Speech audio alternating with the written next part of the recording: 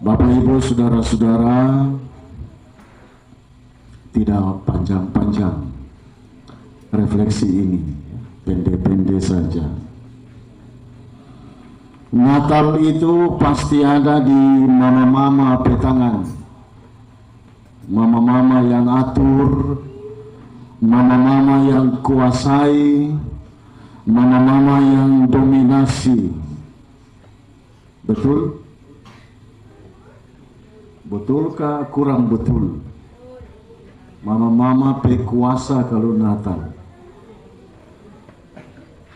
Desember itu seringkali menjadi bulan paling melelahkan bagi mama-mama. Bikin kue lah, macam-macam.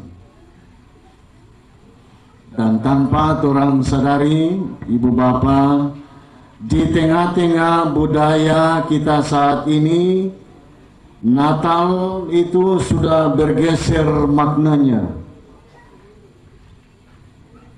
Dari sebuah peristiwa kedatangan telah berubah menjadi sebuah peristiwa perbelanjaan. Amin. Yang ini kasih amin lagi kata. Natal sota geser dari peristiwa kedatangan menjadi peristiwa perbelanjaan. Iklan-iklan membombardir kita dengan pesan bahwa orang yang sempurna itu membutuhkan baju baru, kue-kue mahal, dekorasi rumah yang wah, dan kado-kado mewah. Ini iklan bilang kalau orang itu sempurna di Natal mesti baju baru, mesti baju baru yang seragam lagi. Tanpa orang sadari, orang sebagai mama-mama sering telah menjadi direktur utama dari kesibukan-kesibukan yang bergeser tadi. Dari menyambut kedatangan kepada perbelanjaan. Dirut utamanya itu mama-mama. Bapak Ibu tahu tugas direktur utama itu paling penting. Dia mengelola, mengawasi seluruh kegiatan di perusahaan. Dia mengembangkan strategi, rencana, itu dirut petugas. Membuat keputusan yang penting dan seterusnya. Akhirnya mama-mama makin lelah. Bukan karena melayani Tuhan, tetapi karena berusaha memenuhi standar pesta dunia.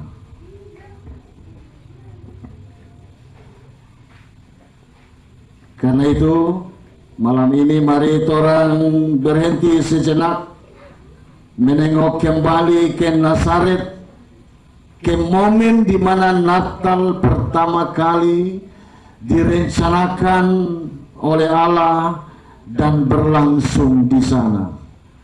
Sebagaimana dalam Lukas 1 ayat 36 sampai 38. Ada 3 pokok penting yang saya catat. Yang pertama,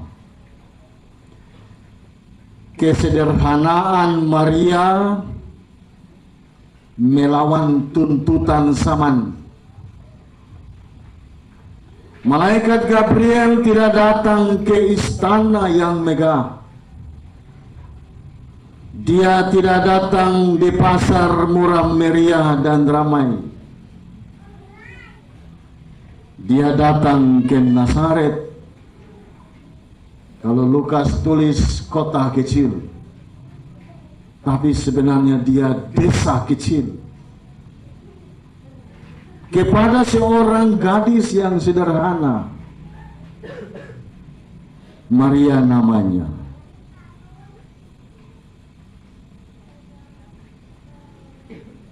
Orang pe budaya kalau Desember itu habis kalau habis. Budaya habis kalau habis berkata, kamu berharga jika memiliki banyak barang. Tapi kisah Maria berkata sebaliknya. Kamu berharga karena kamu dipilih oleh kasih karunia Allah. Ayat 3, ayat 28. Tuhan tidak meminta Maria untuk mendekorasi rumahnya atau menyiapkan perjamuan mewah menyambut Mesias. Tuhan hanya minta satu hal yang tidak bisa dibeli dengan uang, yaitu kesediaan diri.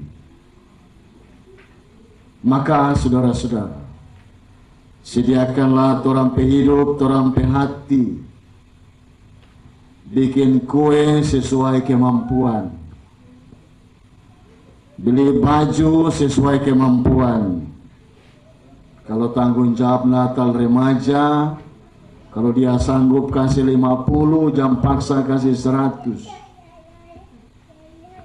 Seperti Jessica, akhirnya dia susah hati. Kalau terada apa-apa tidak masalah. Jangan gara-gara perayaan Natal torang bautang. Itu tidak bisa. Apa ibu bapak? Yang itu tidak bisa. Gara-gara Natal bautang tidak bisa. Yang penting adalah hati kita, adalah hidup kita. Amin. Yang kedua, respon Maria adalah bukti anti budaya habis kalau habis.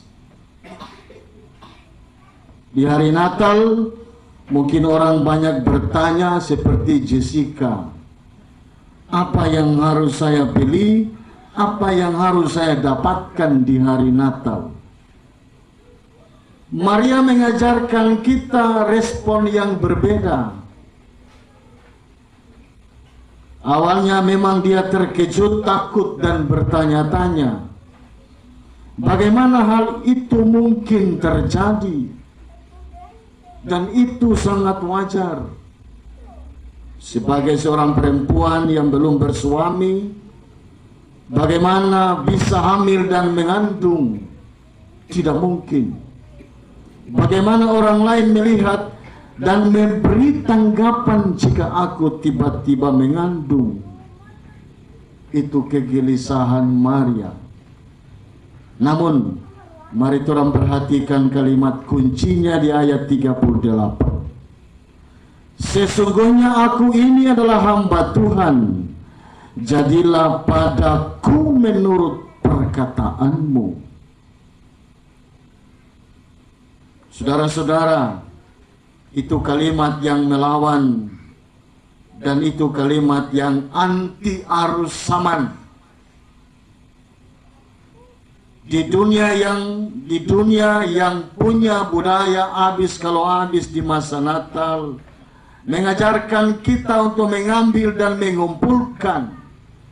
Maria sebaliknya mengajarkan kita untuk memberi dan menyerahkan. Maria tidak mempersembahkan harta benda, melainkan kandungannya,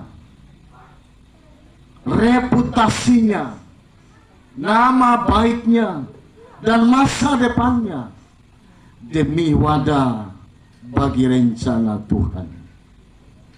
Mari orang semua juga begitu, sama dengan Maria, memberi dan menyerahkan sampai hidup, apapun kata orang, untuk menjadi tempat terjadinya rencana dan kehendak Tuhan sesuai dengan orang bidang hidup masing-masing. Saudara-saudara, Apabila itu yang orang lakukan,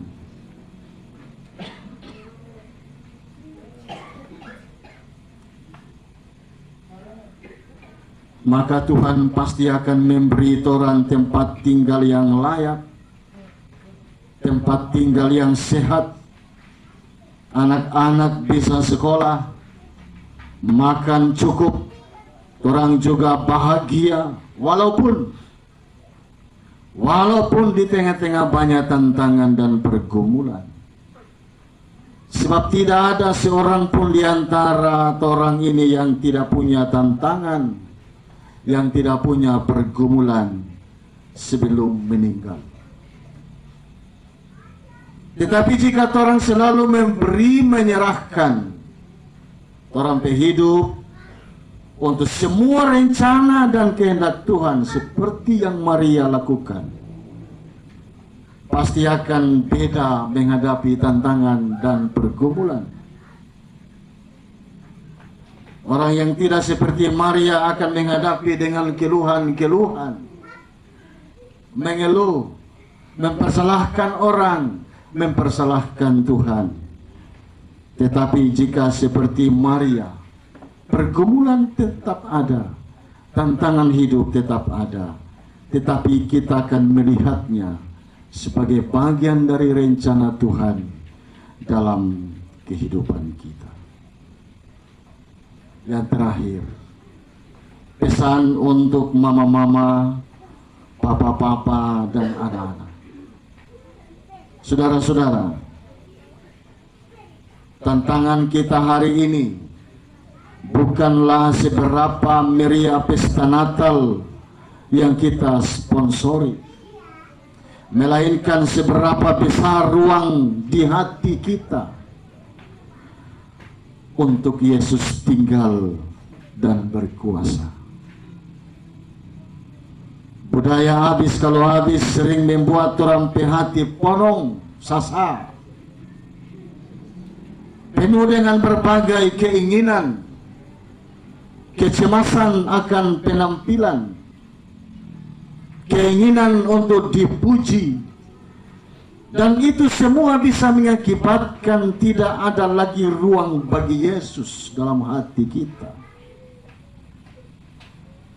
Tidak ada ruang bagi Yesus untuk lahir dalam orang karakter sebagai mama-mama, juga papa-papa dan anak-anak. Menjadi mama, papa, dan anak di era sekarang artinya berani mengatakan, Tuhan, rumahku mungkin tidak semewah iklan di media sosial, tetapi jadilah padaku menurut kehendak. Amin. Tuhan, mungkin kado yang kuberikan sederhana, tapi aku memberi dengan kasih yang tulus kepada keluargaku. Jadilah padaku menurut kehendak-Mu. Saudara-saudara, Natal yang sejati terjadi ketika kita berhenti sibuk mempercantik dan memperganteng bagian luar dari hidup kita, dan mulai mengizinkan Roh Kudus bekerja di bagian dalam hidup kita, seperti Ia bekerja di dalam rahim Maria, kandungan Maria. Mari rayakan Natal tahun ini dengan cara yang berbeda. Kurangi belanja barang yang tidak perlu. Amin. Tambahkan waktu untuk duduk diam di kaki Tuhan. Biarlah kita, mama-mama, papa, dan anak, tidak hanya melahirkan suasana pesta, tetapi melahirkan Kristus melalui kasih kita, kesabaran, kesederhanaan di tengah keluarga masing-masing. Itulah kado terbaik kita di tengah-tengah budaya habis kalau habis di masa Natal. Tuhan Yesus memberkati torang semua. Amin.